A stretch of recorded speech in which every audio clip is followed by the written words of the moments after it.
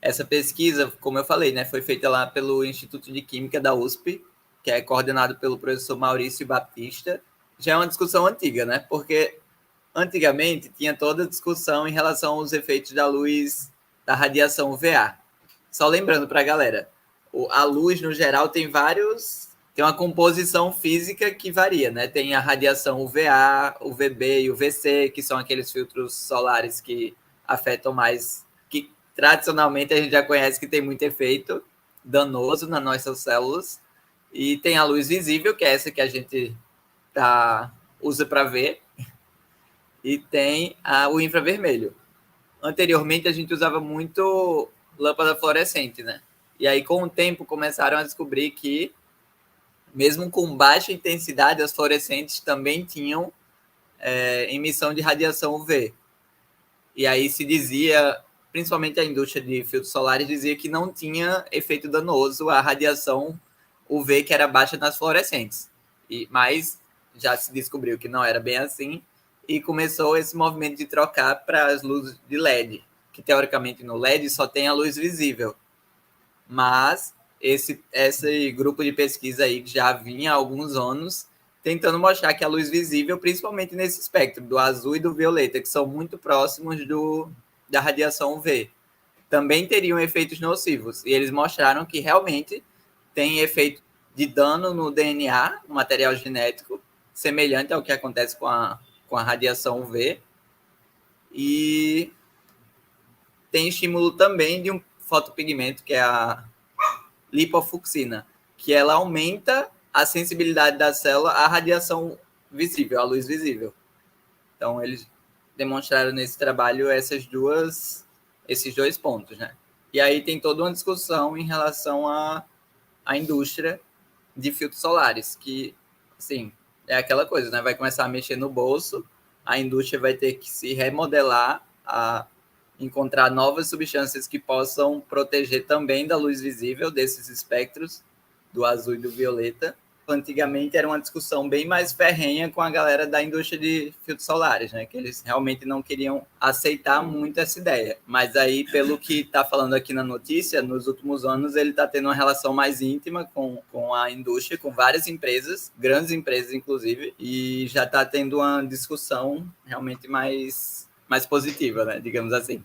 E tem aquele negócio também dos filtros solares com FPS muito alto, que não protege, né? Que até certo ponto vai proteger e depois... Então, na estética, isso já é uma discussão muito antiga, porque apesar de que sempre teve essa discussão de tipo, a luz visível não afeta a pele, usar o computador não vai fazer diferença, mas que tem alguns trabalhos que mostram que quem tem, por exemplo, problemas de pele, como manchas, que em geral pioram com a luz do sol, também se passam muito tempo sob a luz mesmo de casa ou na frente do computador, essas manchas pioram. Pode não ser um efeito que você vai ver logo, como por exemplo, você passa uma manhã inteira no sol, você consegue ver claramente o efeito que o sol teve ali. Mas se você passa a manhã inteira com o computador, você não percebe. Mas na estética, isso sempre é recomendado que, por exemplo, se você tem manchas na pele, você use filtro solar mesmo em casa. E mesmo quem não tem, é recomendado em geral quando faz tratamento.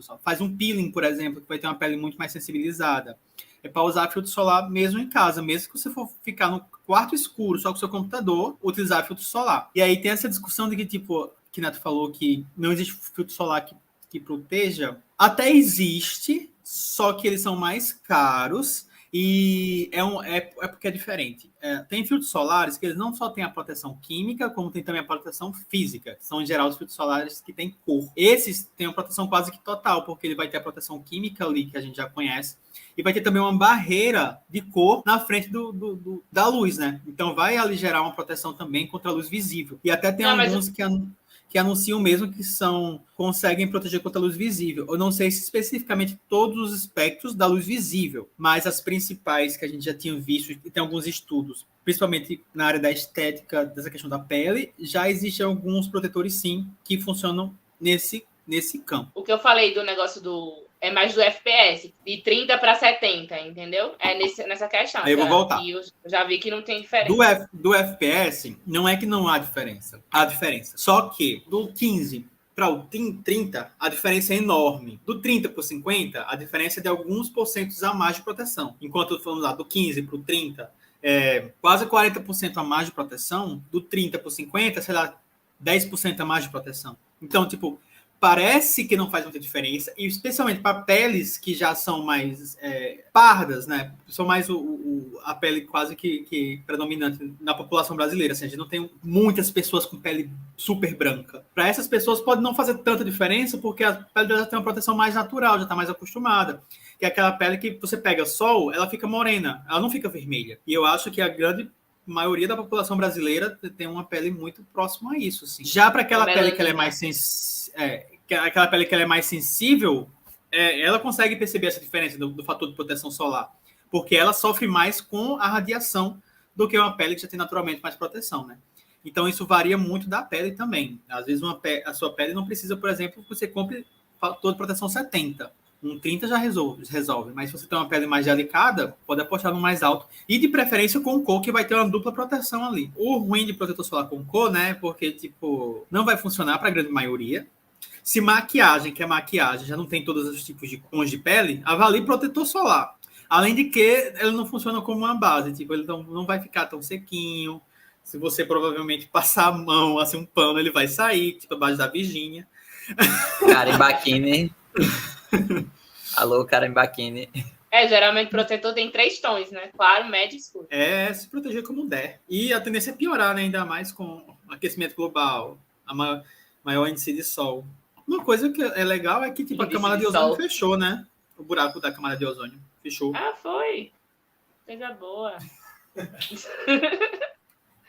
Eu achei nossa, mas isso a gente fala assim, como você falou, né?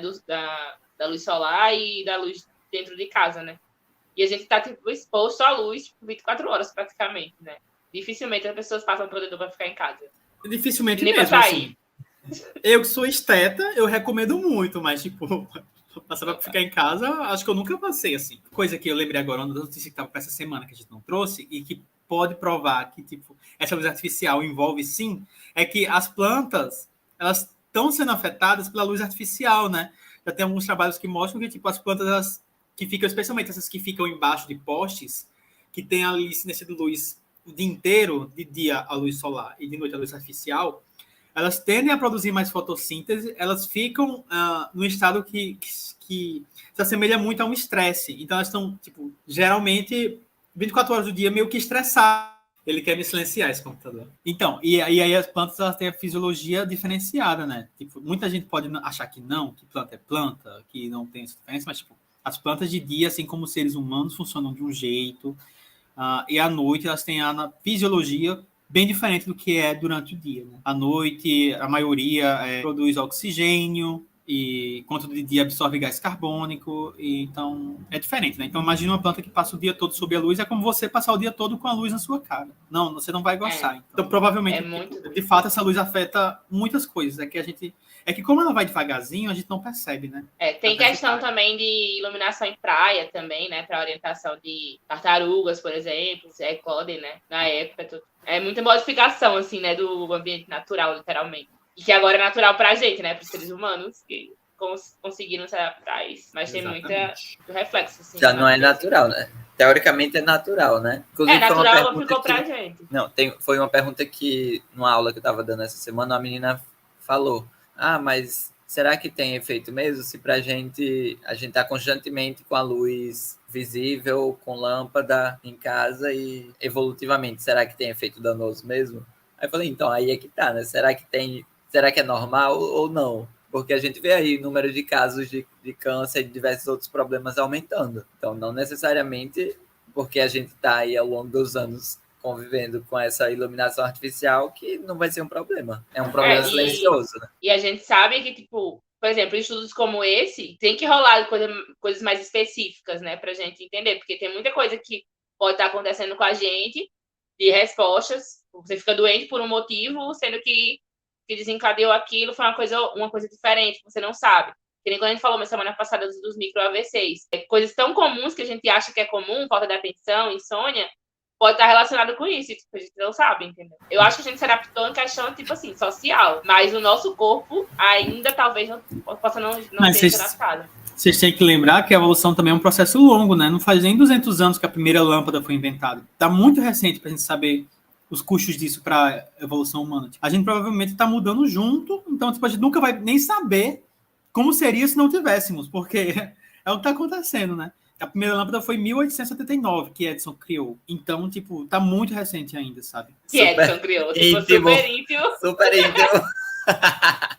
É bem então, isso. Então tá muito recente ainda. A gente vai ver os custos disso mais pra frente, mas, tipo, sempre vai entrar naquela discussão, é natural ou não é? Se somos seres naturais, tudo que a gente criou é natural. Mas aí é uma discussão muito mais aprofundada do que a luz. A luz... social, a gente acha, a gente já entende. Tipo, é isso, a gente precisa de luz, né, artificial pra viver, literalmente. Mas, tipo, entender que se o nosso corpo já se adaptou, aí é aquilo que a gente falou, a evolução é longa demais. A gente só vai saber realmente dos efeitos. Todos os efeitos muito lá pra frente. O ser humano é um bicho muito doido, né?